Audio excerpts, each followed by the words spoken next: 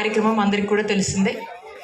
ఈ కార్యక్రమం ఏంటంటే మన నాయకుడు జగన్మోహన్ రెడ్డి గారు ఈ రాష్ట్రంలో 17 గవర్నమెంట్ మెడికల్ కాలేజ్ ఏర్పాటు చేయాలని చెప్పేసి ఒక చక్కటి కార్యక్రమానికి శ్రీకారం చుట్టి దాంట్లో మన జగనన్న ప్రభుత్వంలో అడుగులు ముందుకు వేయడం జరిగింది.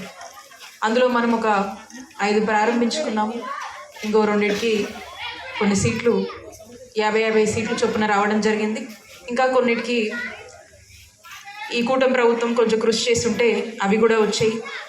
ఇంకొక 7 కాలేజీలకి సంబంధించి వర్క్ ప్రోగ్రెస్లో ఉంది.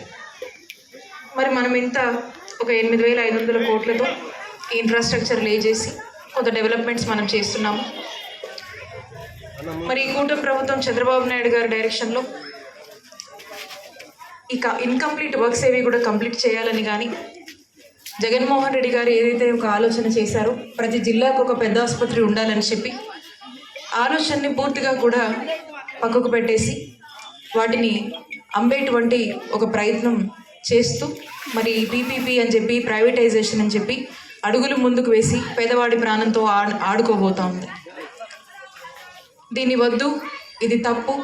పేదవాడికి అందించాల్సినటువంటి ఆరోగ్యము, చక్కటి వైద్య సేవలు, పేదవాడికి ఇవ్వాల్సినటువంటి ఒక ఆరోగ్య భద్రతని ప్రభుత్వంగా మీరు ఇవ్వాలి.